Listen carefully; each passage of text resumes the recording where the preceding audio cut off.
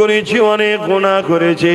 আল্লাহ আপনি আমার হিসাবটা নেবেন না, সবার সামনে আমাকে অপমান করবেন না, আপনি আমাকে গোপনে গোপনে জাহান্নামে দিয়ে দিন।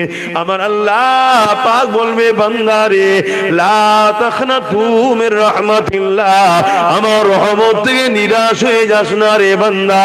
তোর আমল তুই একবার দেখা, ওই বান্দার আমল নামা আল্লাহ পাক দেখবে গুনার পাপ ভর্তি রয়েছে। দেখতে দেখতে দেখা যাবে ওই বান্দার আমলনামাতে একটা মাত্র ভালো কাজ পাওয়া গেছে, যে কাজটা দেখে আমার আল্লাহ পাক বড় রাজি খুশি হয়ে যাবে। আমাদের তো মিশন একটাই, আল্লাহকে খুশি করা, রাজি করা। যদি কেউ রাজি খুশি করতে পারে ব্যাস সে তো কেনা। যেমন এই যে মাহফিলে বসেছেন, আল্লাহ রাজি হচ্ছে না হয় না এখন? হ্যাঁ, আল্লাহ নিজে বলে, রাসূল বলেছে এই মাহফিলে বসলে আল্লাহ খুশি হয়। এটা তো আমাদের কাজ, বান্দা হিসেবে এটা দায়িত্ব। আমরা দুনিয়া সবাইকে খুশি করছি, আর যে আমাদের বানিয়েছে যিনি, তিনাকে খুশি করব না?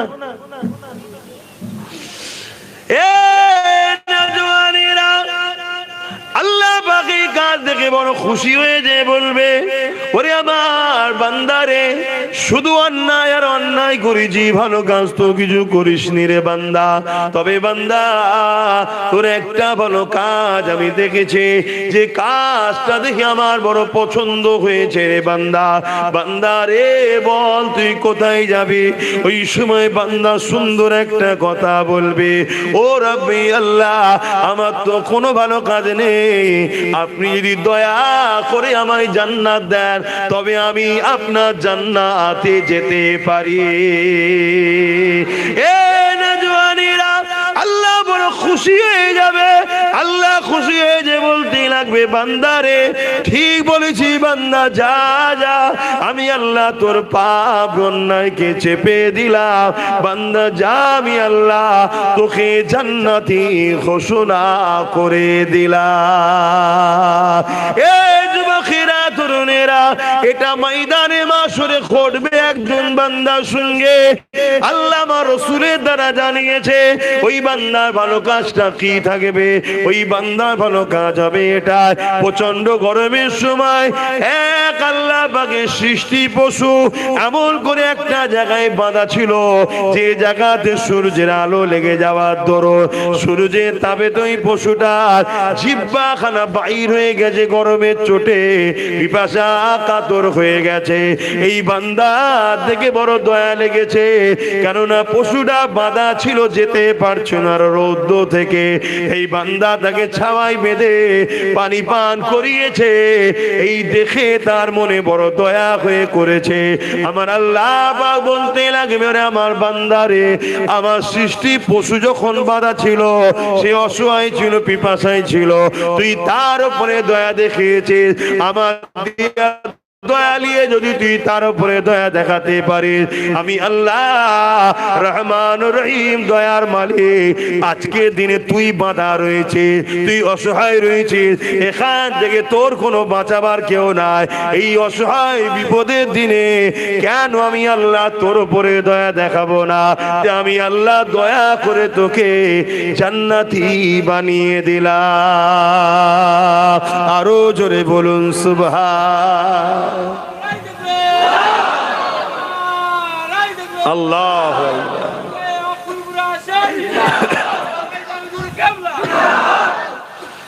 তাহলে আল্লাহ নবী কি বললেন? আল্লাহ যদি দয়া পেতে চাও, আল্লাহর সৃষ্টির উপরে দয়া দেখাও। এটা অবালা পশু, তার উপরে বান্দা দয়া দেখিয়েছে, আল্লাহ বড় খুশি হয়েছে। মানুষ হলো শ্রেষ্ঠ মখলুক আল্লাহর। কোন এতিমকে যদি দয়া দেখায়, আল্লাহ আমাদেরকে কিয়ামত দিন দয়া দেখাবে না? কিন্তু আমরা এতিমের উপরে দয়া দেখাই না, এতিমকে লুটা হয়। আমি লুটি না, কিন্তু কেউ লুটলে তার বিরোধিতা না করি, তার মানে সাপোর্টই তো করলাম। কি আমার কথায় হ্যাঁ কি না বলবেন? অন্যায় কেউ করছে দেখে আমি তাকে রুকিনি, তার মানে তার অন্যায়কে সাপোর্টই তো করলাম। বিধবার উপরে জুলুম হচ্ছে, বিধবাকে কেউ যদি মর্যাদা দেয়, বিধবাকে যদি বাঁচার ব্যবস্থা করে দেয়, এটা কি একটা অসহায়ের উপরে দয়া নয়?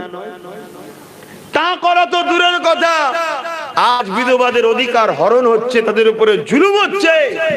আমরা জুলুমকে প্রকাশ্য সাপোর্ট না করলেও, বিরোধী না করা তো প্রকৃত সাপোর্টই তো করা হলো। আল্লাহ কি এই কাজের জন্য আমাদেরকে পাঠাইনি? যাও জুলুমকে রোকো, অন্যায়কে রোকো, এটাও তো আল্লাহর হুকুম। আমরা কি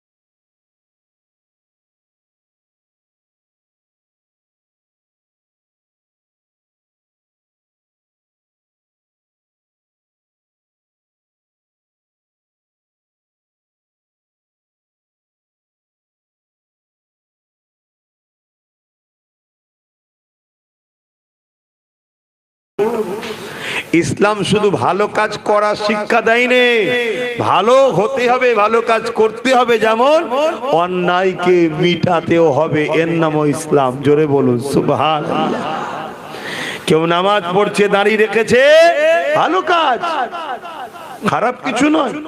টুপি পরেছে, ভালো কাজ, নবী সুন্নাত তো। কিন্তু আল্লাহ নবী জালিম শাসকদের বিরুদ্ধে লড়াই করেছে, দাড়ি টুপির থেকে অনেক বড় সুন্নত এটা। এটা করবে কে বলো?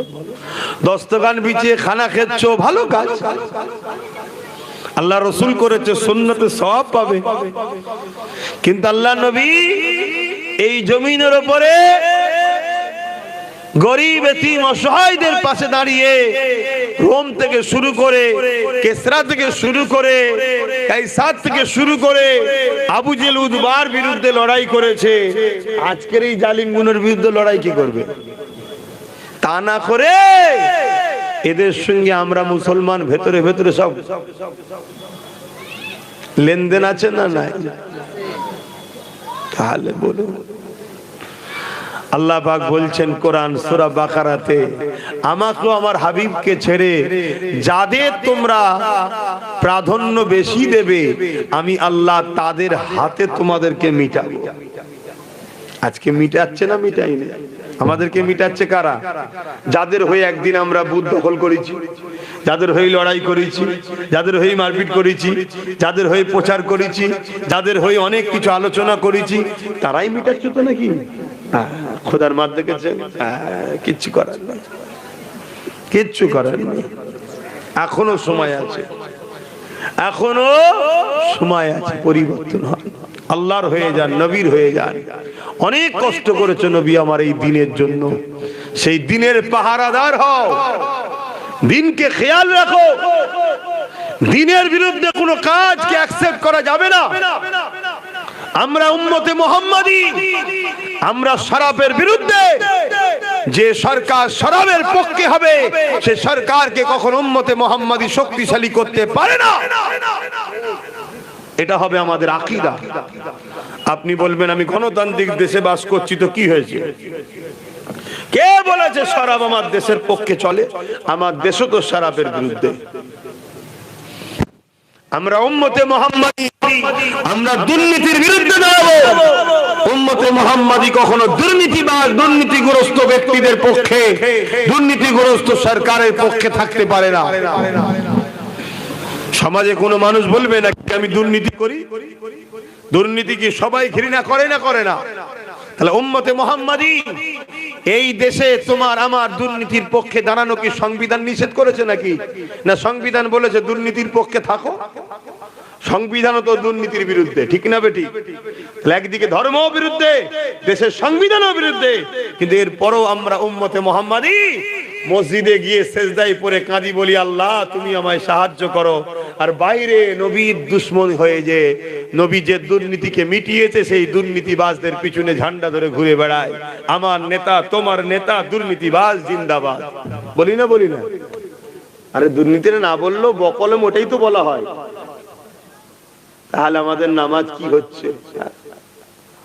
ভাবেন, এখনো সময় আছে। আমরা ভাবাচ্ছি, ভাবাচ্ছি, আহারে ভাবাচ্ছি।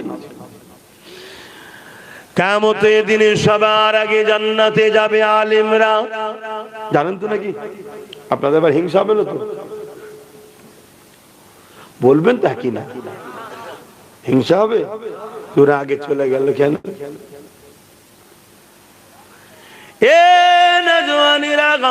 আবার কিয়ামতের দিন সবার প্রথম জাহান্নামে যাবে আলেমরা। মুরব্বী মানুষকে চেয়ার দিতে পারতে তো, নিচে বসতে কষ্ট হবে। এটা এখানে চেয়ার দাও না, এই বক্সের পাশে, এদিকে দাও। হ্যাঁ, চেয়ারে বসো। শুনছে? তাহলে সর্বপ্রথম জাহান্নামে যাবে আলেম, আর সর্বপ্রথম জান্নাতে যাবে। তাহলে আলেম আবার দু রকম হয়ে গেল কি করে? এটা তাহলে জানতে হবে আমাদেরকে, তাহলে জানতে হবে। ইলম দুজনের কাছেই আছে, কোরআনের জ্ঞান দুজনাই নিয়েছে, হাদিসের জ্ঞান দুজনাই নিয়েছে, শরিয়াতের জ্ঞান দুজনাই নিয়েছে। শরিয়াতের জ্ঞান আল্লাহ পাক দুজনকেই দিয়েছে, কিন্তু একজন ইলম দ্বারা, কোরআনের জ্ঞান দ্বারা সে যখনই কথা বলবে, দ্বীনের পক্ষে বলবে, আল্লাহর পক্ষে, রাসূলের পক্ষে বলবে। এই যুবকেরা, তরুণেরা, বাপেরা, এই এক শ্রেণীর উলামা হবে, হক কথা বলবে। এই হক কথা বলার দরুন দুনিয়া জালিমরা তাদের বিরোধী হয়ে যাবে। এতে তারা কোনো পরোয়া করবে না, তারা আল্লাহর জন্য, রাসূলের জন্য হক কথা নাই কথা বলতে লাগবে। এই এক ধরনের আলেম। আর এক ধরনের আলেম, তারা ইলম অর্জন করবে, কোরআনের জ্ঞান, হাদিসের জ্ঞান থাকবে, কিন্তু সেগুলোকে থাকার পরও সেগুলোকে সিনার মধ্যে বন্দী করে রেখে দিয়ে দুনিয়ার তাগুতি শক্তির কাছে নিজেদেরকে বিক্রি করে দেবে। দুনিয়ার তাগুতি শক্তির সঙ্গে হাত মিলাবে। তাদের কাছে কিছু পদের জন্য, কিছু অর্থের জন্য তারা দুনিয়াদার হয়ে যাবে। যেমন হতভাগা আকবরের সময়তে দেখা গেছে দুনিয়ার মুখে দুই ধরনের আলেম ছিল।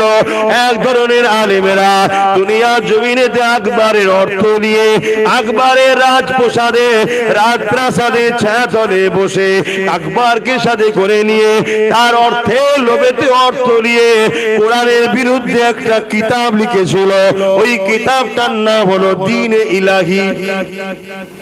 কারা লিখেছিল? প্যান্ট শার্ট পরা দাড়ি চাচাগুলো। প্যান্ট শার্ট পরা দাড়ি চাচা নিজে ডুবছে, কাউকে ডুবাইনি। আর মৌলী সাহেব যখন বিগড়ে যায় সমাজকে ডুবায়। কথা বুঝে আসছো তো নাকি? এজন্য ভয় এই গুণকে নিয়ে নয়, ভয় উলামা যদি বিগড়ে যায়, আবার এই গুণ কাউকে বাঁচাতেও পারে না। যদি ভালো হয় শুধু নিজে বাঁচবে, আর উলামা যদি ভালো হয়ে যায় আবার সমাজকে বাঁচিয়ে দেবে। জোরে বলুন সুবহানাল্লাহ। তাহলে উলামার যেমন সম্মানও আকাশ ছোঁয়া, আর যদি বিগড়ে যায়, আল্লাহ নবী বলেছে আসমানের নিচে জমিনের উপরে সব থেকে নিকৃষ্ট হবে একদল উলামা। মানে চতুষ্পদ সোর খিঞ্জিরের থেকেও খারাপ। শুনছেন তো নাকি? আমি আবার জাহান্নামের কুকুর বলেছিলাম বলে কিছু উলামার গায়ে লেগেছিল। আমি তো জানি না বাপ তাদের গায়ে লাগার কারণ। তো যাক, আমি ওই দিকে যাচ্ছি না আজকে।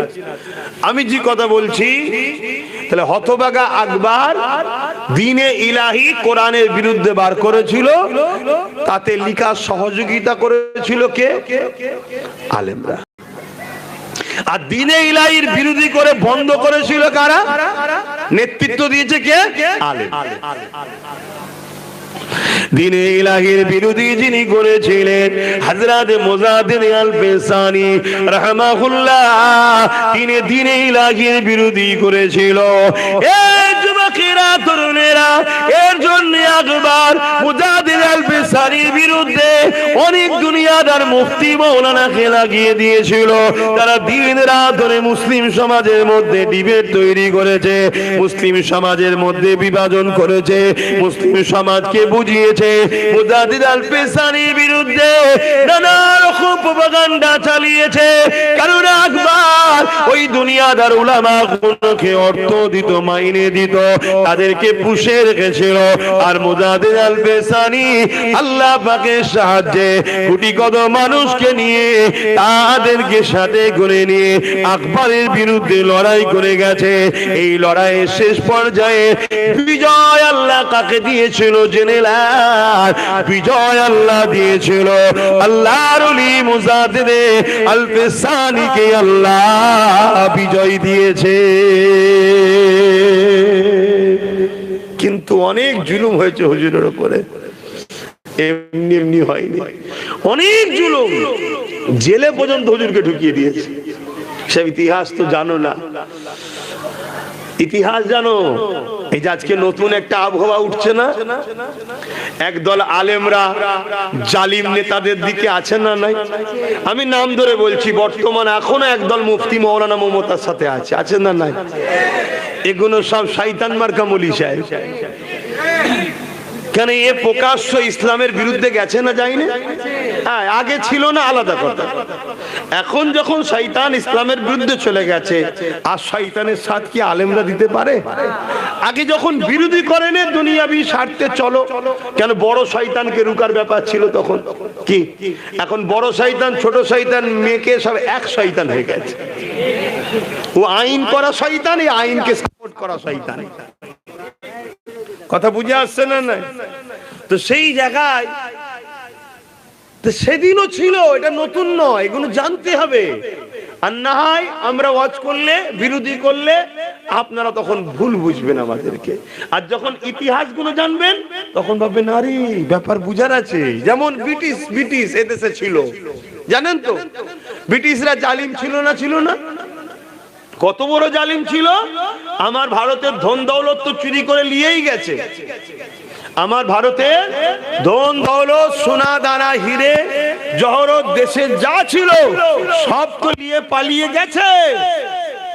উপরন্তু আমার ভারতবর্ষের নাগরিকদের রক্ত সিলিঞ্চিতে বার করে ইংল্যান্ডে নিয়ে গেছে, লিজে বিক্রি করেছে। শুনছেন কি কুচুলুম করেছে? তাহলে আজকে আবার একদল আমার দেশে লোক আছে, সব পুরাতন আগে যারা ব্রিটিশদের আগে যারা এই দেশ চালিয়েছিল তাদের বিরুদ্ধে বলে, ব্রিটিশদের বিরুদ্ধে বলেনি। ব্রিটিশরা মনে এদের দুলা ভাই হয়। কথা বুঝে আসছে না?